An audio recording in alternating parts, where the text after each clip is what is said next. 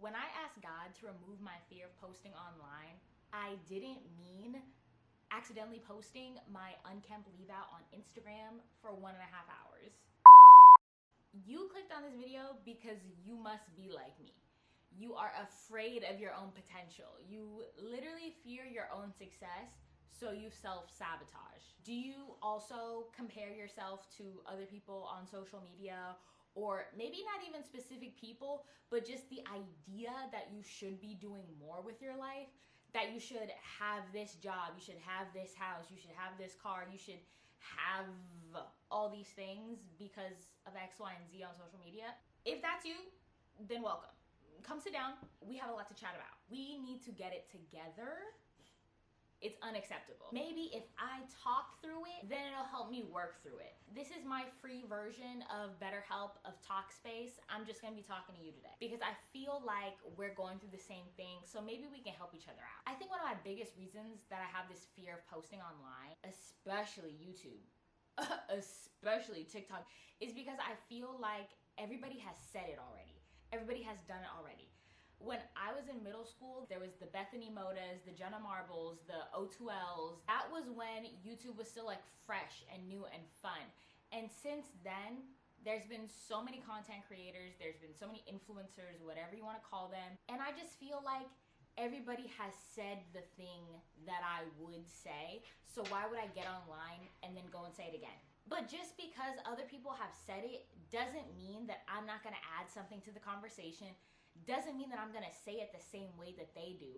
I have my own sauce, I have my own energy, and the things that I say and the way that I deliver it, if I trust in divine timing, it's gonna reach the right people and it's gonna reach them in the moment that they need it the most. So by me taking myself out of the running before I even get the chance to get to a camera and say it online, edit the video, and then post it, I'm not helping myself and I'm not helping anybody else. I have this alignment poster behind me and I'm not trusting in alignment.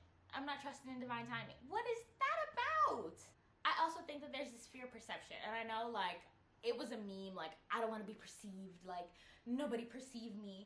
But the meme has validity. When you post yourself online, you're opening yourself up to a world of critique. Not just like the hate comments that are like, you know, like not those, but just like, why does her hair look like that? Or I could have did that better. Oh, she's a wannabe influencer. Girl, shut up. And now the voices that you already have in your own head are gonna be amplified by all the people who have something to say about you online. You're afraid to even be yourself online because somebody's gonna have a problem with it. And then that leads to even being canceled. People get canceled for like doing outlandish things. We're just talking about little quirks that you might have, or like things that you might do or say that other people don't get, or like may rub people the wrong way. But it's like, how am I supposed to apologize for just being who I am? But on the other side of all that critique, on the other side of all that gossip, there's a big batsy influencer bag sitting, just waiting, just up for grabs that I'm not getting because I'm letting the intrusive thoughts win. There's this one quote that I love. Everything you want is on the other side of fear. I need to just sit down and make the video and be consistent for 6 months, for a year, 3 years, and then my channel really pops off, and now I'm at the influencer sponsorship events, I'm getting the goodie bags, I'm getting flued out. I'm a household name at that point, all because everything I wanted was on the other side of getting over the fear of me posting. It's really hard when you can see the vision, but you're scared to take the steps to get there. What is that about? How am I ever gonna get there? And I think it's just because of this lore of social media. We know what social media can do to people's lives. Like, we've seen it happen over and over and over again. And there's no method to the madness. Like, the algorithm just favors whoever they want to favor, and then they're the next big person. Like Emma Chamberlain, for example. This girl is from the Bay Area, where I'm from. She's just posting YouTube videos because she wants to. Maybe she had this idea of her channel getting big, but never in a million years, because she had imagined the success that she would have had with YouTube from day one of posting. Her life drastically changed, and I feel like when you're in this position, the humble beginnings, maybe you get scared at that drastic change. Maybe you're like me and your mind is like, let's go for it. Let's do the work. Let's be consistent. Let's strive for it. But your body is trapped in your comfort zone, even though your mind wants you to step out of it. If you're like me, I can plan it to a T. I got my degree in marketing. I work in marketing right now. And I can give you a content strategy. I can tell you how many times to post, what kind of content to post, come up with content calendars like the back of my freaking hand. But if you tell me to go film it and post it, that's where it all falls apart, because I get scared. It's just one of those things, because you can never prepare for that level of success. Like, your life could change overnight with one video, because you don't know a video, what time it's happening, what day it's happening. You just have to go with it. Because when you get to that big point, a lot of people quit their full-time jobs and then do content creation full-time. And now your life is like uncertain again. Like, it's unstable. You don't know how much money you're gonna make each month.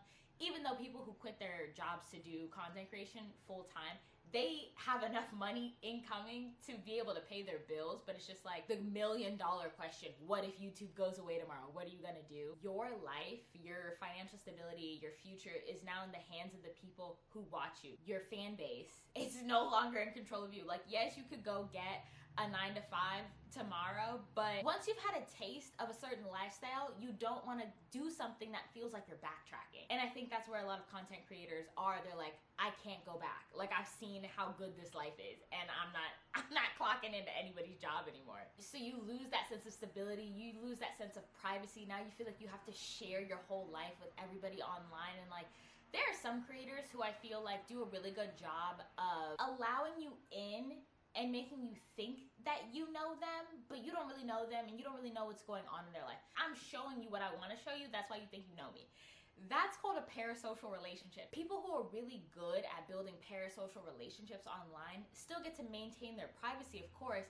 And then there's like the other spectrum. You're doing like daily, weekly vlogs, like you're showing your relationships, your dogs, you're showing your baby's diaper diarrhea rash. Like, there's just so much that we see online. Oh my god, the breakup videos.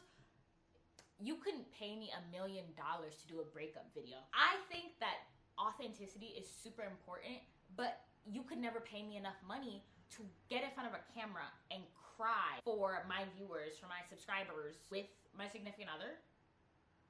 No, something just doesn't seem right about that. Like, that just seems so performative. And I'm sure that the people who do that have like the most genuine intentions. I feel like they owe their subscribers a breakup video because they had grown subscribers from posting relationship content. It's just like, I don't want to feel like I owe people anything. I just want to be able to post my content online because I want to. I don't want to feel like indebted. In a way, you are indebted because the people watching you are the ones who got you to where you are. So it's just like, it's a lot. On top of the parasocial relationships that you're building, you have the people in real life to worry about who knew you before you blew up. They think that they know you, but they don't really know you anymore.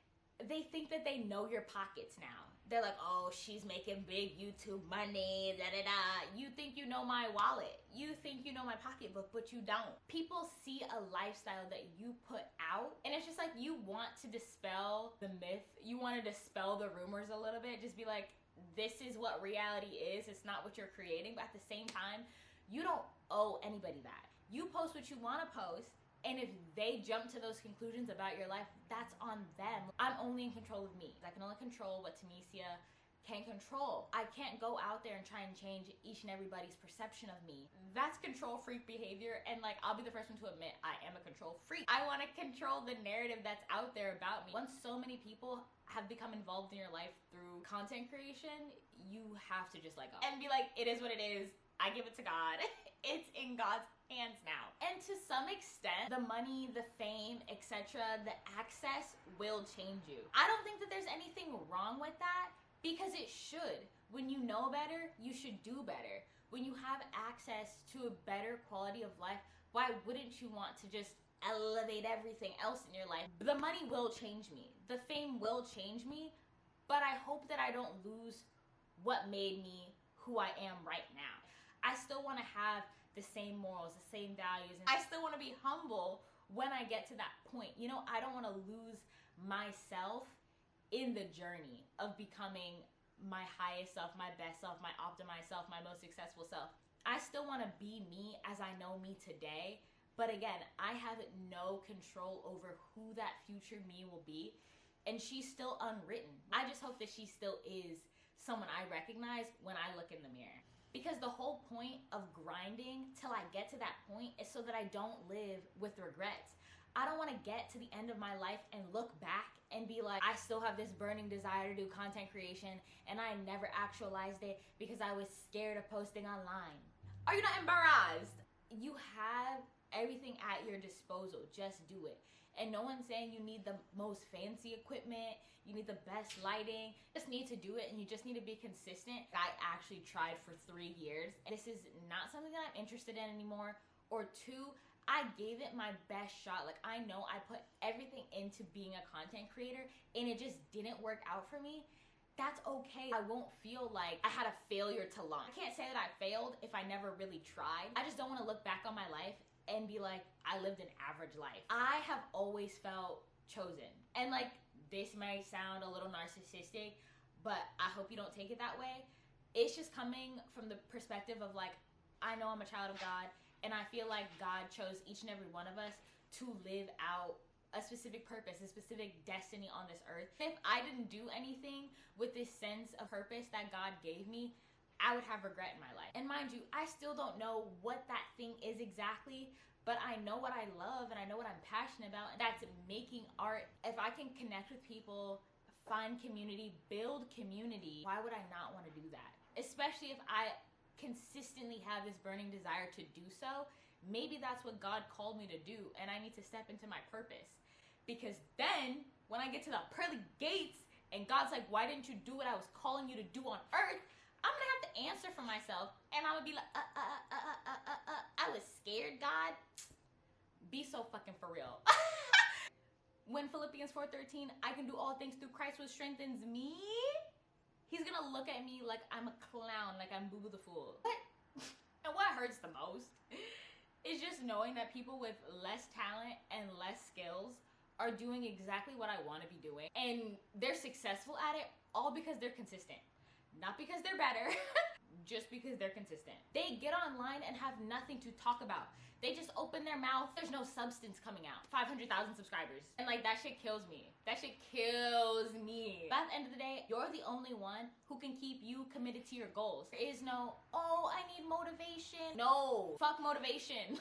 Like, discipline is what you and I need to actually achieve our goal. Motivation is fleeting. It will come and it will go. But when you don't feel like getting out of bed, going to go put on some makeup, gonna go put on a cute shirt to go film this video, that's when discipline kicks in.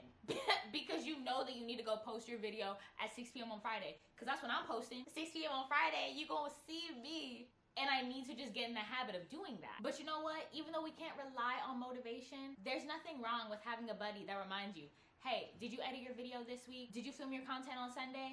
Having people in your life who are grinding just as hard as you, who are hungry just as much as you, who want to see you win just as badly as you want to see you win, you need those people in your life. And if I can be that person for you, let me be. Comment below if you want me to be your accountability partner. I want you to win. I want you to go after your goal. Next steps. This is homework. Go make some content and schedule a day that you're going to post it. And with that, I'll see you next Friday at 6 p.m. because we're going to be consistent.